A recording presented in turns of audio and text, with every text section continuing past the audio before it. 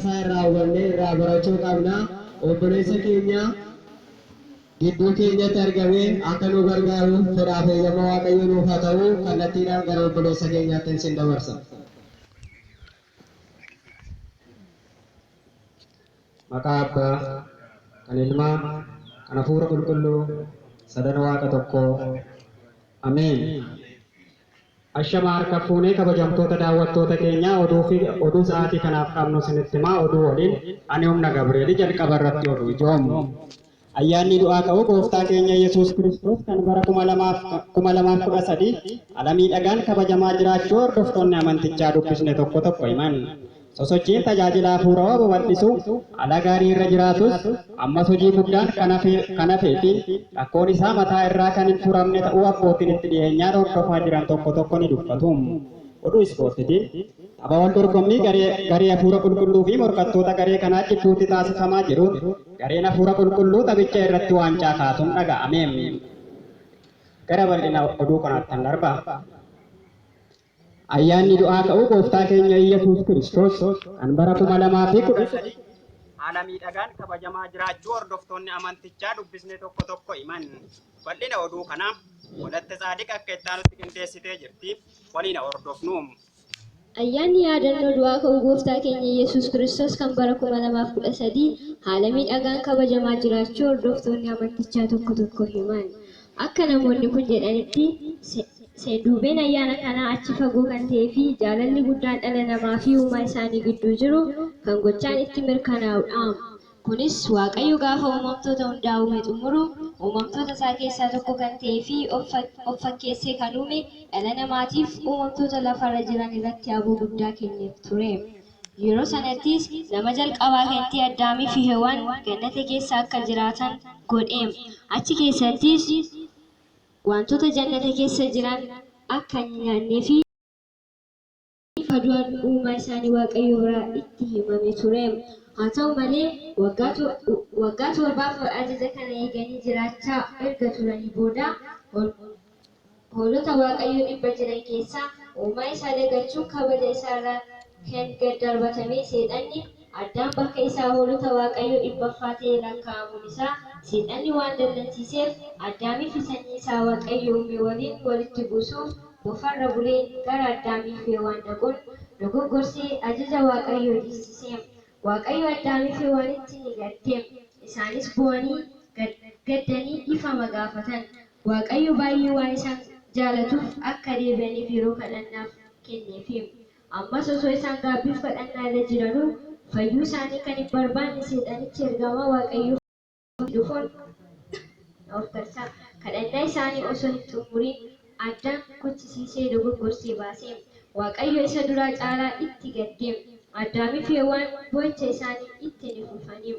Waaqayyo arjummaan isaa baay'ee waan ta'eef boo'icha isaanii dhaga'ee fi waggaa 5,500 booda sanyii keeraa dhaladhee si fayyise jechuun waadaa abdii qabu galee fi yoorichis gaafa gahu sanyii Addaam kan taate qulqulleettii dubroo Maariyaam irraa foonii fi lubbuu fudhatee dhalachuun osoo guddaa ta'ee jiru gad of deebisuun gara biyya lafaa dhufe. Gara fuulduraatti lafa kanarra akka hin turre waan beekuuf hanga guyyichi gahutti sanyiin Addaam lafa kanarratti hafan gara fuulduraatti akkamitti akka jiraatan dursa ofiif raawwachuun barsiisaa ture. Gad of qabee kasumna barsiisee, tsoomee tsooma barsiisee, kadhatee kadhannaa barsiisee, gaarii hojjetee gaarummaas barsiisee. Kana hundaa raawwatu malee ilmaan Addaam inni fayyisuu dhufe namuma akkuma isaaniitti fakkaatee ajjeesuuf itti murteessan. Inni garuu jalqabumayyuu ofiif du'ee du'a sanyii Addaam irraa hambisuu dhufe. Ilmaan Addaam gidiraa irratti raawwatanii inni garuu ofiif gidiraa argee gidiraa ilmaan Addaam irraa hambisuu dhufe. Ilmaan Addaam gonfoo qoraattii uffisanii inni garuu gonfoo ulfinaa ilmaan Addaamitti uffisuu dhufe. Ilmaan Addaam qullaa isaa dhaabanii inni garuu qullummaa ilmaan Addaam haguuguu dhufe. Ilmaan Addaam hadhooftuu isa obaasanii inni garuu bishaan jireenyaa isaan obaasuu dhufe. Dhuma irratti yeroon waadaa Addaam waan gaheef fannoo ilmaan Addaam irratti isa fannisan irraa osoo hin bu'in fedha isaatiin foonii fi lubbuu isaa gargar baase. Isaan garuu nutu ajjeese jedhan. fannoorraa bu'ees erga awwaalamee booda guyyaa sadaffaatti awwaala narraa diigaa osoo hin jedhin awwaala diigee ka'ee bilisummaa addaames ni labsee seexanni ni qaana'ee. Egaan seenduubeen ayyaana kanaa akka hordoftoota amantichaa irraa odeeffannetti gabaabinaan kana ture.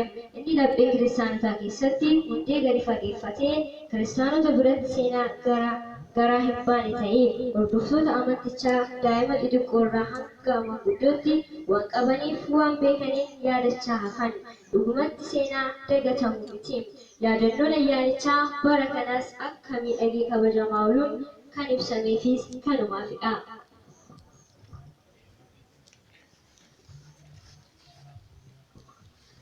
Riippoortara keenya ni galateeffannaa gara oduuttaan darba. Sosochiin tajaajila hafuuraa bal'isuu haala gaarii irra jiraatus ammas hojii guddaan kan hafeefi rakkoon isaa mataa irraa kan hin furamne ta'uu abbootiitti dhiyeenyaan hordofaa jiran dubbatan. Gooftaan keenya Iyyasuus Kiristoos yeroo lafarra deemee barsiisaa turetti dadhabee inni uffe osoo hin jedhin halkanii fi guyyaa osoo hin filatin duuka bu'oota isaa barsiise. Aadaa isaanii ni kabaje. Warqee uffachuu osoo danda'u inni garuu uffatuma ummatichaa uffate. Afaanuma isaan dubbatanis ni dubbate. Waanuma isaan nyaatanis ni nyaate. Gara koo koottaa baradhaa hin jenne. Ofuma isaatiin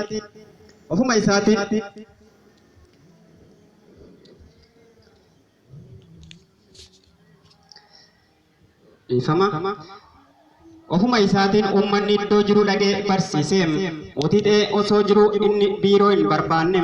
Biiroon isaa gamoo bareedaa osoo hin taane haphee namoota bareedaa argachuu ture. Siree fi teessoon warqee isaaf osoo malu ni garuu duuka bu'oota isaa waliin godoo xiqqoo namootaa keessa buluu filate. Kunis waa malee hin taane hojiidhuma hafuuratu akkasii. Hojii kana hunda kan raawwate duuka bu'oota miti. Isuma mataa isaa barsiisaa hangaftichaadha. Iyyasuus Kiristoosidha. Duuka bu'oonni isaa hoo kanarraa adda raawwatanii laata? Lakki isaanis akkasuma godhanii. Harree akkasuma ta'us qaba. Barsiisaa isaaniitu narraa baradhaa jedheeni ka'a. Afaan qofaanis hin dubbanne. Raawwates isaan barsiise. Yeroo sanattis osoo namni fageenyarraa dhufe tokko Yesuus Kiristoos isa kami jedhee gaafateef hanga itti agarsiisanitti ija foonitiin adda baasee beekuu hin danda'u. Bartoota isaa waliin waluma fakkaata. Waanuma isaan uffatan uffata. Waanuma isaan nyaatanis nyaata. Bakkuma isaan bulanis bula ture. Yihudoonni kanaaf Yihudaan akka isaanitti agarsiisu gaafatanii nuti dhaloonni si'anaa gocha Kiristoos baay'ee fi caafata adda addaa hiikoo isaa sagalee keenya ol kaafne waltajjiiwwan adda addaa irratti deddeebinee lallabna ni barsiisnas. Hiikoon barsiisaan barattoota isaa fakkaachuu kun garuu maaliif bitaa nutti gale laata? Maaliifis gadi nuuf liqimfamuu dide laata? Maaliifis irra utaalla? Hiikoo gochichaatu kiristaanotaaf hin barbaachisne laata? Lakkiin hojii fi barsiisni Kiristoos kiristaanotaaf hin barbaachisne tasallee hin jiru. Sababni isaa yeroo darbe yeroo ammaa akkasumas yeroo dhufutti wanta kiristaanotaaf barbaachisu hundumaa Kiristoos waan beekuudhaaf gooftaan keenya Iyyasuus Kiristoos bartoota isaa barsiisaa tureef afaanota 72 eebbisee kenneefi hanga handaara addunyaatti deemanii akka barsiisaniifis isaan ni abboome.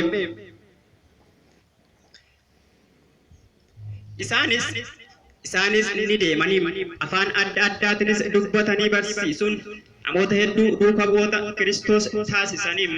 Nuti hoo dhaloonni si'anaa hiikoo isaa akkamitti fudhanne laata? Afaan tokko oliin barsiisuun fedha Kiristoos ta'ee osoo jiru nuti maaliif mormina? Maaliifis sagalee keenya ol kaafnee dubbachuuf itti qaanofna? Hojjaa fi barsiisa Kiristoositti amanna yoo ta'e keessaa filannee miti.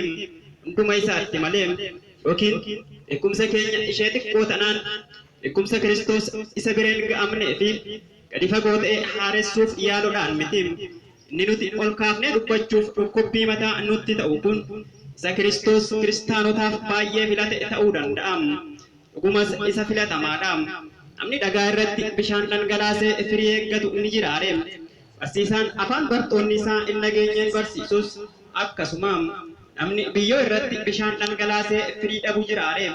Barsiisaan afaan bartoonni dhaga'anii barsiisus akkasuma. Biyyoon bishaanicha ni dhuga. Dhuguun biyyichaas waan lamaafi. tokko ofii isaaf jiidhuu fi lammaffaa sanyiin biroo isarra qubatee firii akka godhatu taasisa. Bishaan dhagaa irratti dhangala'ee garuu gubbaa dhagichaa waan jiise fakkaata. Dhagicha keessa garuu hin seenu. Gubbaan dhagichaa jiidhuun barsiisa hiika isaa hin beekne gurraan dhaga'uudha. Bishaanichi dhagaa keessa seenuu diduun ammoo barsiisicha hiika isaa wallaaluudha. Nuti yaa warra afaan keenyaan barachaa fi faarfachaa jirru baay'ee akka gammannes akka nutti toles beekamaadha. Obboloonni keenya kan nuti arganne yoom argatanire? Ijoollotaaf eenyutu dubbatare? Manguddootaaf eenyutu sagalee ta'are? Obboloonni keenya osoo hin gammadin gammachuun keenya guutuu ni ta'are. Tasallee hin ta'u. Gammachuun keenya guutuu taasisuuf lubbuu fi dubbichatti dhaanahuun kan nuuf hin malle ta'uun dhaamsa akeektuu keenyatiin. Kanatti dabaleen tajaajila hafuuraa babal'isuuf rakkoo cimaa kan ta'aa jiru bakkaa fi haala filatanii barsiisuu akka ta'eef abboonni ni dubbatu. Keessumattuu abboota buleeyyii dabalatee yeroo ammaa baratan jedhamanii kan yaadaman naannoowwan baadiyyaa fi fageenya irra jiranii fi haalota rakkisaa keessa dhaabbatanii barsiisuuf fedhii akka hin qabne. Kun ammoo barsiisa Yesuus Kiristoosii fi dhuga bu'oota isaa kan bakka hunda deemanii barsiisanii fi haala rakkisaa fi sodaachisaa akkasumas mootota fuuldura dhaabbatanii sagalee Waaqayyoo barsiisaa turan waliin kan wal faallessa'uu isaatiin komiin akka dhagahamaa jirudha. Sababa kanaanis hawaasni maqaa Ortodoksii qabatanii alummaa Ortodoksii kan hin beekne baay'inaan akka jiran odeeffannoon arganne ni agarsiisa. Amma oduu ispoortii sa'aatii kanaaf qindeeffannee isinitti himna. Tapha wal dorgommii garee hafuura qulqulluu fi morkattoota garee kanaa gidduutti taasifamaa jiruun gareen hafuura qulqulluu taphicha irratti waancaa kaasuun dhaga'ame. Bal'ina oduu kanaa Takla Maariyaam akka itti aanutti qindeessee jira. Walumaan hordofnu. Tapha wal dorgommii garee hafuura qulqulluu fi morkattoota taasifamee jiru gareen hafuura qulqulluu taphicha irratti waancaa kaasuun dhaga'ame. Abbaan qabeenyummaa isaa hafuura qulqulluu yeroo dhiifama isaa achi fagoo kan ta'ee fi taphattoota ciccimoo kan of keessatti qabateedha. Taphattoota ciccimoo qabaachuu isaa fi tooftaawwan tapha adda addaatti fayyadamuun isaa tilmaama olaantummaa wantoota isaaf kennan keessaa isaan bu'uuraati jedhu daawwattoonni hubanne tokko. Gareen kun leenjisaa fi hoogganaa cimaa Yesuus Kiristoos jedhamuun hundaa'uun isaa olaantummaa garee kanaatiif bu'uura ijoo akka ta'etu hedduminaan haasawama. Taphattoota urjii milkaa'inaa garee kanaaf gahee olaanaa taphatan keessaa muraasni jaalala, kadhannaa, soomii, kasoomina, obsaa fi kurnee baasuun isaan qofa akka ta'an daawwattoonni taphichaa fi miseensonni garee kanaa ragaan bahu. Gareen kun taphattoota adda addaa irratti hirmaachuun irra deddeebiin mo'ataa kan ta'u yoo ta'u, muuxannoo akka godhu dubbatu. Taphoota gareen kun irratti hirmaachuun olaantummaa itti argate keessaa muraasni tapha wal dorgommii sanyii addaan booji'uu garee hafuura xuraawaa waliin gaggeeffame, tapha wal dorgommii dhukkubsattoota fayyisu, tapha wal dorgommii roobni akka hin roobne taasisu, tapha wal dorgommii kan du'e kaasu, tapha wal dorgommii bishaan dhiigatti jijjiiruu fi kanneen biroo muraasni taphoota gareen kun olaantummaan goolabee ta'u. Inni seenaa garee kanaa gadi fageenyaan beekan ragaa bahu. Gareen kun shaakala walirraa hin cinne yeroo taasisu yoo ta'u, akkuma shaakala isaa yeroo deddeebiin taasisu, ciminni garee kanaas isa duraa caala dabalaa akka dhufetu dubbatama. Yeroo baay'ee irra deddeebiidhaan morkataa cimaa garee kanaa kan ta'ee fi yeroo dhiyoo keessaa kan hundeeffame gareen hafuura xuraawaa garee hafuura qulqulluu waliin taphoota adda addaa irratti yoo waliin morkatan illee milkaa'uus akka hin dandeenyetu dubbatama. Gareen kun leenjisaa fi hoogganaa seexanaa yookiin daabiloos jedhamuun yeroo dhiyoo keessa kan hundaa'e yoo ta'u, taphoota adda addaa irratti daqiiqaawwan 85 jalqabaa keessatti kan mo'atu yoo fakkaatullee dhuma irratti waancaa taphichaa osoo hin kaasiin waamuudhaan garee beekamuudha.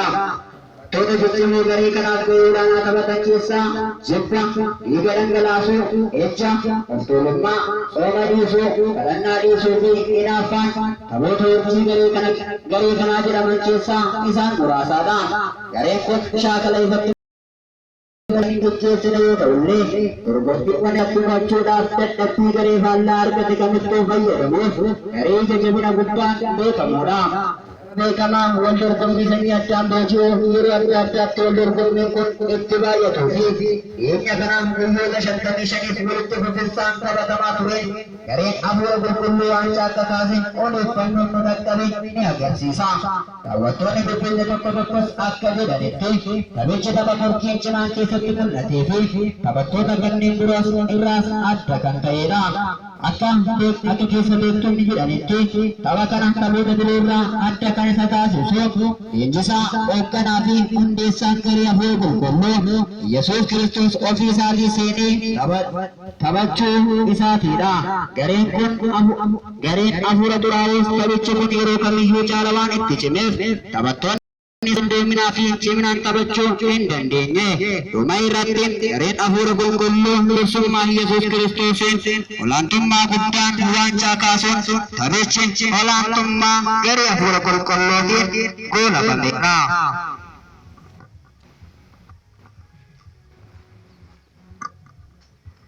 Riippoortara keenya ni galateeffannaa oduu fi akeektuu keenya xumuruun dura al tokko ijoo isaanii irra deebi'een isin yaadachiisa. Ayyaanni du'aa ka'uu gooftaa keenya Yesuus Kiristoos kan bara 2013 haala miidhagaan kabajamaa jiraachuu hordoftoonni amantichaa dubbisne tokko himan.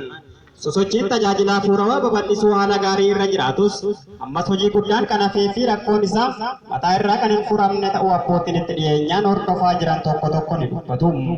Tapha wal dorgommii garee hafuura qulqulluu fi morkattoota garee kanaa gidduutti taasifamaa jiruun gareen hafuura qulqulluu taphicha irratti waancaa kaasuun dhaga'ame. Kabajamtoota hordoftootaa fi kabajamtoota daawwattoota keenyaa oduu akeektuu sa'aatii kanaaf qabannee xumurree jirra. Waan waliin turtaniif isin galateeffannaa qophiilee keenyaaf waliin turtii gaarii.